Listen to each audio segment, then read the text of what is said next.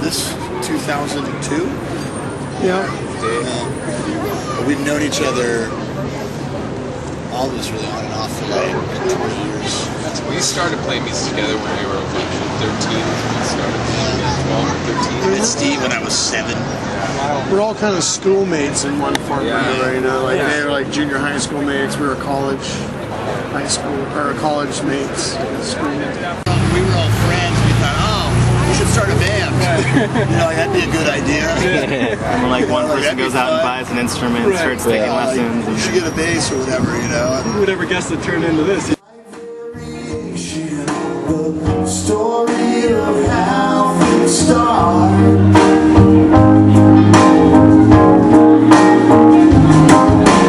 Roses and clover start growing, and they wrap around your heart.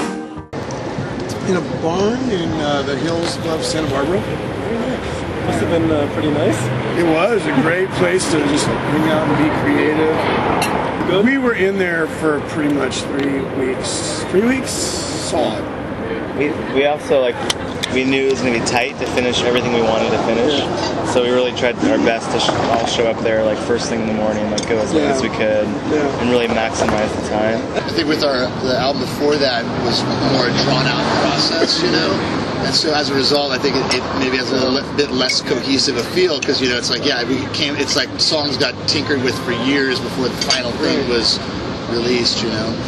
You know, and even though we had a very limited time and we really had to like buckle down and focus and be intense about it, I still felt like we did find time to sort of just be creative in the moment, just play around a little bit, you know. Yeah, quite a bit. We could have used a little bit more of that time probably, but we did some of it, and that got on to the album.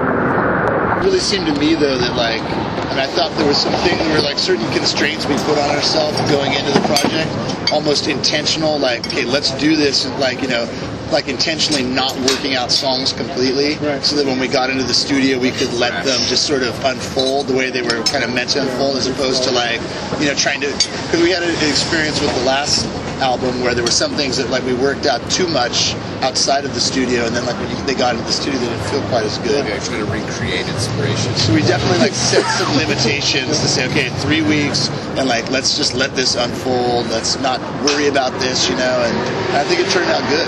Definitely, I think we all strive to make albums.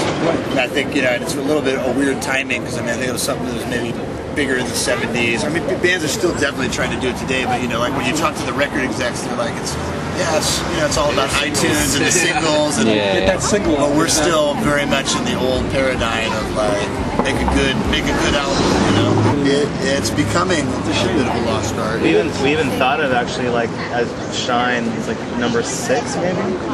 We're like, man, that would be a great start to the B side of the record, you know. Yeah. We're even thinking a little bit in halves, record sides a little bit. Part 1 and part 2. Yeah, we definitely decided. It'd be great to hear Roses and Clover on vinyl someday, just to experience that. We got to try just a little bit harder and let it shine just a little bit brighter. Started with the melody of the chorus, away from any instruments or anything like that.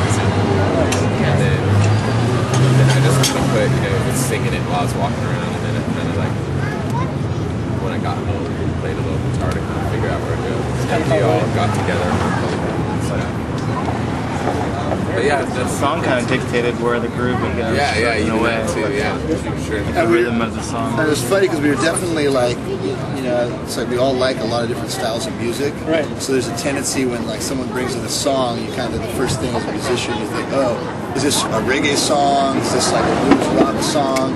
And with that one, there was a lot of what felt kind of natural was to almost make it a reggae song, but then we were like, I don't know if we want to just go straight to reggae because then it kind of have this other thing. So we kind of tried to walk the line between making it a little reggae, but still kind of keeping a funky kind of ALO style groove with it, you know. No, it definitely has it. But it was something we were kind of conscious of, you know, because you can start being like, oh, okay, what does a reggae song have in it? Well, it's got organ, it's got this, do that, you know. Yeah. But then you start to just sound like other people, maybe. So it's cool to try to I think we were talking about it's cool to borrow things, genres, but not necessarily try to nail it.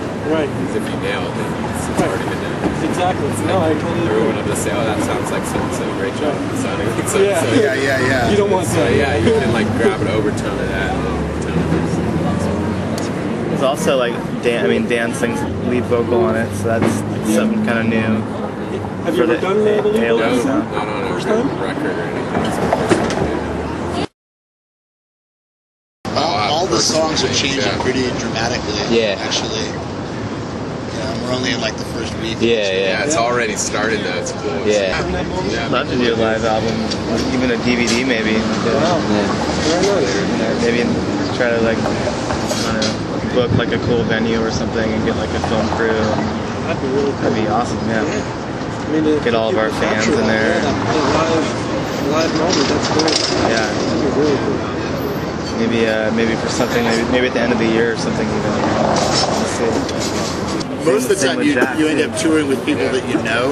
You have some kind of prior like friends or some kind. It's like at the Fillmore, we had like Dave's high school buddies open up for us one time, or one. It's like you kind of it's whoever your circle is. So that's true. Even last time with Jesse opening for us, Jesse Bailey. Opened for Like, Brett. when me and Steve were doing a gig with Brett, she opened for Brett on a gig, and so we met her there. And then 6 months later, we meet opener for her family. And she was such a cool superstar. Let's try to get her. It's all kind of interconnects, We have a nice circle. I mean, because we've all known each other for a really long time, and there's kind of a bunch of other musicians that are all kind of in the same circuit a little bit. So it's neat when it all kind of pollinates.